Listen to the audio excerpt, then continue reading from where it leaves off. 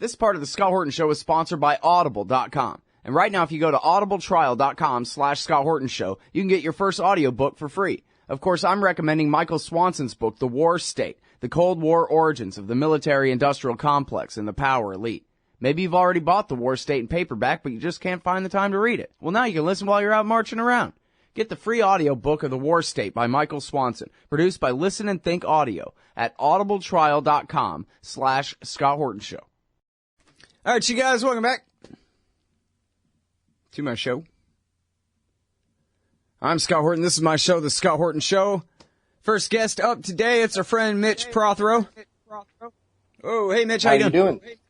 I'm doing pretty good. How are you, Scott? I'm doing good. Turn your speakers down just a little bit for me, would you? Okay. Hey, where are you? I am in Erbil, Iraq. Erbil, Iraq. Okay, good. Back in the land of the two rivers. All right. Well, what used to be called that, anyway. All right, so, wow, boy, do you have a scoop here. They finally published it. I don't know what took them so long. U.S. training helped mold top Islamic State military commander. Come on, what's this conspiracy kookery in the pages of McClatchy here, Mitch? Well, actually, I mean, in some ways, that's the least interesting thing about Abu Omar. But he did get trained by an American Special Forces unit when he was part of the Georgian Special Forces. If you remember back in 2005 and 6, the Bush administration was really making a push on, to sort of bring Georgia into the EU NATO fold. They'd even sent a battalion of guys to fight in Iraq, although Omar was not one of them.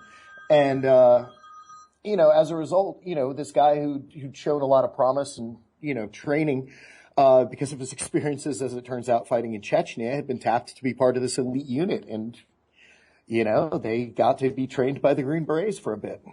All right. Now, when you say Abu Omar, am I right? This is the Chechen with the big red beard in the various Islamic State propaganda photographs and videos that virtually everybody has seen that we're talking about? Yeah, that's him. That's him. His name's Tarkhan originally. He's from the Pankisi Gorge in northeastern Georgia, just adjacent through a mountain range to Chechnya. He's an ethnic Chechen. In Georgia, they're called Kists. Or actually, his father's an ethnic Georgian Christian. So even on his paperwork, there would be no real red flag on the guy in terms of getting him training as a Georgian soldier because he would have been registered as a Christian. And now, how certain are you that he is the military commander, the highest ranking? He's the Islamic State's chairman of the Joint Chiefs of Staff over there? How's that work? He's pretty close if he's not. We definitely know that he's responsible for the area of operations around Raqqa, Aleppo, and the Azaz, front, basically the most active front that the Syrians are fighting, or the, Islamic State guys are fighting on in Syria. He's definitely in charge of that. Now, I've also been told that he is a top military commander overall for the group. But again, they're not exactly the most transparent organization, but we do know that he sits on one of the top leadership councils. So he's in the room on major decisions and tactics and stuff. He's generally considered to be more of a, strategy and tactics, logistics oriented guy, less on the ideology and politics and things like that. He's a straight up soldier. Yeah. Well, and, I don't guess I've ever heard anyone make the case that the Chechens are anything but the most valuable fighters that the Islamic State have. I think certainly John Dolan, the war nerd, writes that, these guys would be nothing except that, boy, they got some Chechens, so they are a little something at least. It gets bigger than that even. And, Omar's responsible, I think, for a lot of the recruiting, because of his reputation as he's developed it. And again, this is a guy nobody'd heard of really before July, June, July 2012. But he rapidly became very well known, and he clearly had contacts throughout all of the former Soviet states, the Russian speakers, along what we'd call the stands, Tajikistan, Uzbekistan, Dagestan, Chechnya, these areas that have sort of ex-Soviet influence. Everybody'd speak Russian, but are, predominantly Muslim. And a lot of those guys all had military experience and had fought either, sometimes against the Americans in Afghanistan, as we saw a lot with the Tajiks and Uzbeks. The Chechen guys, obviously, they have a lot of experience fighting against the Russians themselves. So, he's a commander of what we call a core sort of Praetorian Guard or the shock troops or special forces for the Islamic State. Man. All right. So take us back to 2008. This is, I guess it's the sidebar, but it's just as interesting. You actually have met this guy. Tell us the story again. I have. Basically, I was covering the 2008 Georgian-Russian War, and had spent the day out on the front lines, and was, where the Russians had basically taken over a town called Gori in central Georgia. And we were returning to our hotel, colleague and I, a friend of mine, were returning to our hotel after a long day of, getting guns pointed at us by the Russians in the heat. And suddenly the Georgian military had set up a defensive perimeter on the main highway on the outskirts of Tbilisi. So, of course, we stopped and tried to shoot it. Ended up taking pictures for a while. And the guy came up to me and said, "Have you been out to see the Russians?" And I said, "Yeah." He goes, "Can you come with me, please?" And we go into a tent, and he pulls out a map and is like, "Can you show me on the map where the Russians are?"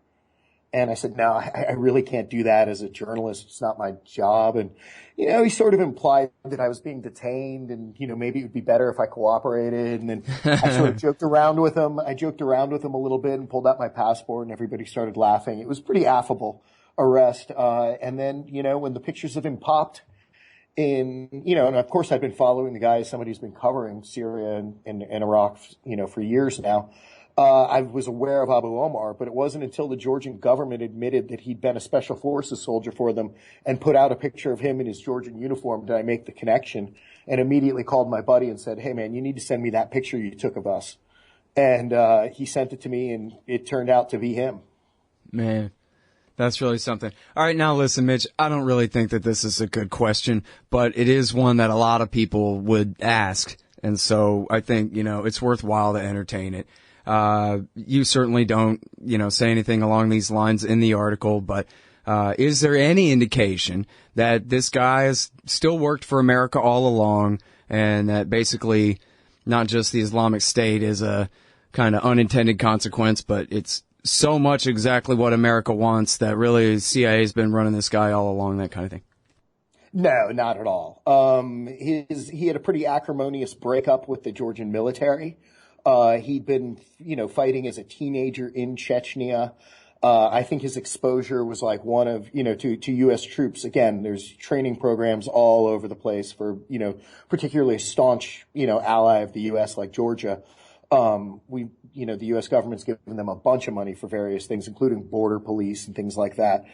So I think it was a fairly nominal influence. It's not like he trained or was deployed to Iraq. It wasn't like he worked out of Fort Bragg for 6 months or anything like that. It was just a case of, Green Berets, this is what they do. They go around and teach guys small unit tactics and, counterinsurgency techniques. And he was part of this unit. But he'd eventually ended up drummed out of the Georgian military under some very strange circumstances. They claimed he came down with tuberculosis and wasn't fit to serve anymore physically, which I think we can all say he looks pretty healthy to me now. As a result, he was pretty bitter. And then on a trumped-up gun charge that, again, was very mysterious circumstances. They claimed they found a box of ammunition in his father's home in Pankisi, threw him in jail for a year. And during that time he was in jail, his mother got sick with cancer. She died just after he was released. At that point, he'd become a lot more religious and told his father, I'm sick of being harassed for being a Muslim and for being from Pankisi, in a country that's 91% Christian. And I'm going to take off for Istanbul. And that was late 2011, early 2012. And then he just, reappears in Aleppo in June of 2012 alongside a bunch of other Chechens that had formed their own independent brigade. They didn't even join ISIS or the Islamic State until January of 2014. Maybe November 2013. He might have joined a few months earlier. But for the longest time, they were known as the Army of the Immigrants. And they were considered an extremely disciplined and competent fighting force of pretty religious guys, but they were known as the Chechens. And they worked with the FSA. They worked with Jabhat al-Nusra. They worked with the Islamic State. They even tried to broker some ceasefires between the Islamic State and some of the other rebel groups, trying to keep everybody focused on taking down the regime. But then over time, he just, started hanging out with the jihadi fighters more and more, and eventually swore his allegiance to Baghdadi. And now, am I right in the way I read this that you went back to Georgia in order to report that part of the story of what happened to him and why he left? Oh, yeah. Well, let's talk more about that on the other side of this break. It's Mitch Prothero, special correspondent from McClatchy newspapers, reporting out of Erbil, Iraq for us today. Don't you get sick of the Israel lobby trying to get us into more wars in the Middle East? Or always abusing Palestinians with your tax dollars? It once seemed like the lobby would always have full-spectrum dominance on the foreign policy discussion in D.C. But those days are over. The Council for the National Interest is the America Lobby, standing up and pushing back against the Israel lobby's undue influence on Capitol Hill. Go show some support at councilforthenationalinterest.org. That's councilforthenationalinterest.org. All right, y'all, welcome back. I'm Scott Horton. I'm talking with Mitch Prothero from McClatchy Newspapers, reporting out of Erbil in Iraqi Kurdistan. Talking about this recent piece, U.S. training helped mold top Islamic State military commander. The U.S. trained him, then he was a quote-unquote hero on the Georgian side of the Georgian-Russia war back in 2008. Then, basically he was harassed right out of Georgia and decided to go and join up with the jihad against Assad. And now he is at least among the very most powerful leaders of the Islamic State's military forces. Mitch had actually met the guy during the war with Russia in 2008. And now, where we left off at the break, I was asking you about how you reported this story. Once you figured out, hey, this is that same guy that I know, you decided you wanted to write this up. Basically, once I realized it looked very much like the guy, I decided to confirm it, and my very patient boss let me spend about 6 months on this project off and on in between my other duties. But what I did was I first went to Turkey and managed to find the smugglers who'd brought him in to Aleppo in the first place, along with about 14 other Chechens, which was sort of the vanguard of foreign fighters, first guys to sort of go in 2012. Then I managed to find some guys who'd fought alongside him and eventually took it up to Georgia, where I interviewed former, comrades of his, defense officials, and even went up to Pankisi Gorge and sort of met with the community up there to learn a little bit about this because, it's complex stuff. Am I right? You're directly quoting his father there or not? No. I'm not directly. I wasn't able to reach his father. They kept telling me he was in the hospital. But I had also been told that, the community has basically decided enough is enough. They've had a couple journalists come looking for the guy. Mm-hmm. He's just kind of an old man who's a little confused how this all happened. And his son's notoriety has him a little freaked out. And I've also been told that, Omar had called back to Pankisi and said, keep foreigners away from my family. So as a result, it's pretty hard in an environment like that to put it mildly. It's a tribal, insular place. Yeah. Once they've decided you're not going to meet somebody, you're not going to meet them. Yeah. But you were able to talk to, it seems like quite a few people, and you have the one old man saying, yeah, basically, or I don't know how old he was, the elder anyway, saying, yeah, all our sons, they all up and left, basically. You say they only had 2 or 3 choices of different things to do, and one of them was to go fight Assad, and so off the whole neighborhood went, kind of, huh? Well, yeah, to an extent. What's happened is over the last 15 or so years with the wars next door in Chechnya, this community has always been considered sort of a logistical stronghold and a recruiting center to go fight over the mountain in Chechnya. But since, Putin and the government in Moscow basically crushed that insurrection, a lot of guys had to get out of town. And over that period of war, what we've seen is a lot of radicalization of the youth in that area. A new mosque has come in with sort of a Saudi-style fire and brimstone preacher, which is sort of an alien version of Islam to the Chechens, who are a lot more Sufi-oriented, sort of mystical. Certainly, there's a lot of drinking going on in the Chechen community. They're fairly hard partiers, and as a result, there's this generational disconnect where people would tell me, like on a Friday afternoon for prayer, one mosque would have, the moderate Sufi preacher and everybody in it would be over 40. And down the road would be a smaller, much more extreme, what we'd say, sort of jihadi Salafist tendency mosque, and everybody in it would be under 30. And so at least now the numbers that we've got are between 150 and 200 guys from that community have already gone to fight in Syria. And when you reflect 200 people out of 10,000, that's a noticeable chunk when you're talking everybody's, 18 to 30. Mm. And now the Saudi-backed mosque up there, that's not just a adjunct of Saudi intelligence, is sort of its own thing. They just got some money, or that's really just part of the Saudi state in a sense. There's the line between the Saudi state and their charitable shall we say, preaching and sort of conversion, process. It's called dawah in Arabic. They take it very seriously. And so they have a tendency to fund mosques through these religious endowments that are basically controlled by the government, but do have some sense of independence. And, this is why, like, all around the world, the Saudis have very much pushed their version of Islam, that they consider the true one, that has a tendency to really run into cultural problems in a lot of the places around the world that much more moderate strains. People have described it to me in a dozen countries since I've been covering jihadis and terrorism and this stuff, as, an alien version of the religion, that the culture had come up around. So we've seen this, and this has been going on since, pretty much the late 1980s. All right. Now, so I guess if you could, maybe catch us up a little bit, or, it's all very complicated. Could you help us to understand Turkey's role in the war in Syria as it stands right now? I think that's the $1 million question. I think a lot of your policymakers in the United States would like to know that as well.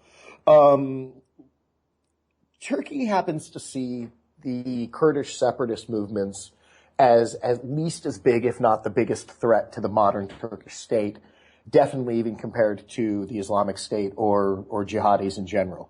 They're certainly more comfortable with them. They also very much want to see Assad go, and they've got very close relationships with a number of militant groups, and some of which they're open about and some of which they're rumored to have and deny, including the Nusra Front, which the official position of Turkey is that they have no contact with Nusra, but they're playing a word game here. Nobody really believes that. The question is, how much have they been directly aiding the Islamic State, and has that changed since the Islamic State has become a much bigger threat? Certainly, U.S. officials have constantly complained that the Turks haven't done enough to stop the foreign fighters, that they didn't secure the border. They were certainly letting people go back and forth up until a few months ago. There does appear to be a crackdown on this stuff, and it does seem as though the Turks have started taking it more seriously.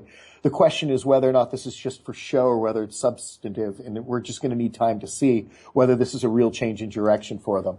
But they've certainly been playing with fire, at least, to put it charitably, in tolerating groups that are going to eventually cause more problems than they're worth if you're just trying to get rid of Assad. And certainly the Islamic State appears to be one of them. Yeah. Well, now, I don't mean to assume that any foreign government is run by people with any greater intelligence or ability to think in the long term than the people who run this government that I live under, but it does seem like, well, the Turks, they do have to live next door to Syria from now on, kind of. So they have to have thought through a little bit and decided that, apparently, that if Nusra and or the Islamic State, maybe they merge back together, whatever, one or the other, same difference anyway. If they end up ruling Damascus, that's fine. They don't seem to mind that. The Turks, they don't just want rid of Assad. They don't have anybody else to replace him with other than al-Nusra, do they? So, it seems like actually that makes sense from a Turkish point of view. If I was, the wannabe Saladin, I might go ahead and have the Arabs fight and create as much of a caliphate as they can before, me and my guys swoop down and take it all over and recreate the old days. Certainly they've shown themselves. It's an Islamist government in Ankara, and they've shown a certain level of comfort working with groups that the United States, for instance, is not comfortable working with. Whether Nusra, I'd say that their closer allies, Ahrar al-Sham, which is much larger than either Nusra or the Islamic State, and has been pretty effective in fighting the regime. But again, these guys are pretty religious. Certainly some people call them, at least elements of Ahrar, as extremists, and they were founded originally by members of al-Qaeda who'd left Afghanistan and had come back to Syria. So they have a very strong Islamist sentiment about them. And I'm sorry to interrupt, but you say Ahrar al-Sham is much bigger than the Islamic State? Yeah, in terms of fighting men on the ground, yeah, I'd say so. They're just more scattered. The Islamic State basically has been defending certain areas that it's taken control of. But I think if you look at the number of actual men under arms, Ahrar would be bigger as part of its coalition with other smaller Islamist groups. Even the FSA probably, well, at one time, if it did ever exist, probably had more guys than the Islamic State as well. But remember, they're going to be scattered around in units of 100 here, 100 there. Guys fight near their villages and where they're from. It's not like they can put together 60,000 guys in a modern army sort of style, which is sometimes you see this being done by the Islamic State. So, but in terms of sheer manpower, I would assume that Ahrar is larger. Mm-hmm. And I'm sorry, please continue, because you were saying about Turkey's view of these jihadists. Turkey's pretty comfortable with Ahrar al-Sham, and they have a direct relationship with them. They deny a direct relationship with Nusra, and so I think that they probably wouldn't be that unhappy to see Ahrar prevail in some kind of coalition with Nusra and, take over and put in a heavily Islamist-flavored government in Damascus. And maybe at that point, then they might get more aggressive in helping clean up people who didn't accept that deal. Obviously, Nusra would probably have some problems with it. And the Islamic State, of course, still will remain somebody that, everyone needs to fight. Ahrar's been fighting them as long as, the last 2.5 years off and on. Yeah. They've murdered quite a number of top Ahrar commanders and stuff, which again just shows you how screwed up Syria has become, that you've got a case where like the Islamic State guys are killing former members of Al-Qaeda for not being radical enough. All right, now, just real quick, I don't know how much you know, because I know you've been in Turkey mostly lately, but can you give us some kind of thumbnail update on the battles of Fallujah, Ramadi, maybe Baiji? Yeah, inshallah tomorrow is what everybody says. There's not much going on. Mañana in American. Yeah, I think that right now they're trying to reconstitute an Iraqi army. Every couple of days we get this statement from the defense ministry saying the operation is going to be underway tomorrow or something like that, and that they expect to liberate both cities within a week. And these are patently ridiculous claims. At this stage, it's really hard to tell if they're going to be able to put a sizable push anytime in the next couple of months on Ramadi and Fallujah. And that's not even, taking into account who knows if they'd even be successful. They've certainly, gotten their butts handed to them every time they fought these guys. There's not a lot to think that they're going to be more successful going into a place like, Ramadi with nearly 1 million people, Fallujah with well over 500,000 people. These are big, dense towns, and it's very hard to fight house to house if you're not very well trained. Yep. It's even difficult if you are very well trained. Really this seems like a mess. Baiji has been going back and forth. Simply put, other than Tikrit, which is sort of an isolated area, and some of the places around the Kurdish enclave, the Kurds have done much better. The Iraqi army really hasn't liberated anything from the Islamic State that fell in those first two waves we saw in, January 2014 and then May in 2014, or June. They just haven't been able to retake any substantial territory from the Islamic State.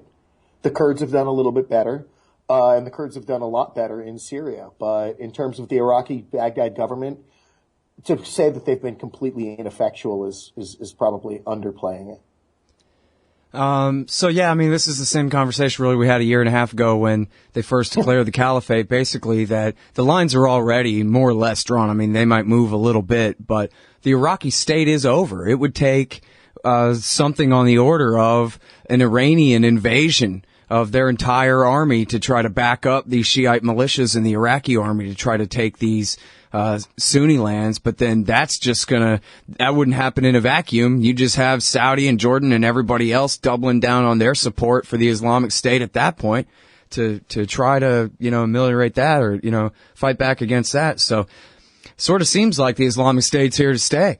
Anybody you send in powerful enough to get rid of them doesn't want to go, and maybe it would only backfire anyway. Yeah, and, to give them credit, I can't say I've been thrilled or think that they've been particularly effective in terms of the overarching strategy on the part of the United States. But when you talk to U.S. officials, they're pretty clear. This is a years-long effort. This is not going to be some quick fix where suddenly they're just going to storm into Mosul and retake it. I think they were deeply embarrassed by some of their rosier predictions, and over time they've realized that the Iraqis just aren't close to fielding a competent military at this stage. And so, whenever you talk to U.S. defense officials, they say this is going to take years and years before it's finally taken care of. I think that the strategy for now appears to be let's try to contain it, make sure it doesn't get worse, slowly grind these guys down. But I don't think anybody realistically thinks, even a year from now, that the Islamic State won't hold large chunks of Syria and Iraq. Yeah. And, we're over time, and I forgot to ask you specifically about your great story about the Turks betraying the mythical moderates that the DOD had trained up and set in there, which was a great story from a couple of weeks ago. But, at least I had a chance to mention it. Everybody go check out Mitch Prothero and his archive at McClatchyDC.com. Great one there about the Turks' betrayal. And then this one, incredible. You might win some prizes and things for this, man. I don't know.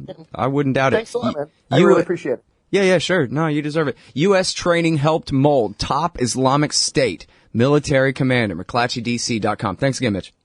Okay, take it easy, Scott. See. Hey, Scott Horton here to tell you about this great new ebook by longtime future freedom author Scott McPherson. Freedom and Security, the Second Amendment and the Right to Keep and Bear Arms. This is the definitive principled case in favor of gun rights and against gun control. America is exceptional. Here the people come first, and we refuse to allow the state a monopoly on firearms. Our liberty depends on it. Get Scott McPherson's Freedom and Security, the Second Amendment and the Right to Keep and Bear Arms on Kindle at Amazon.com today. Hey, y'all, guess what? You can now order transcripts of any interview I've done for the incredibly reasonable price of $2.50 each. Listen, finding a good transcriptionist is near impossible, but I've got one now. Just go to scotthorton.org/transcripts, enter the name and date of the interview you want written up. Click the PayPal button, and I'll have it in your email in 72 hours max. You don't need a PayPal account to do this. Man, I'm really going to have to learn how to talk more good. That's scotthorton.org/transcripts. Hey, I'll check out the audiobook of Lew Rockwell's Fascism versus Capitalism, narrated by me, Scott Horton, at audible.com. It's a great collection of his essays and speeches on the important tradition of liberty. From medieval history to the Ron Paul Revolution, Rockwell blasts our statist enemies, profiles our greatest libertarian heroes, and prescribes the path forward in the battle against Leviathan. Fascism versus Capitalism by Lew Rockwell for audiobook. Find it at Audible, Amazon, iTunes, or just click in the right margin of my website at scotthorton.org.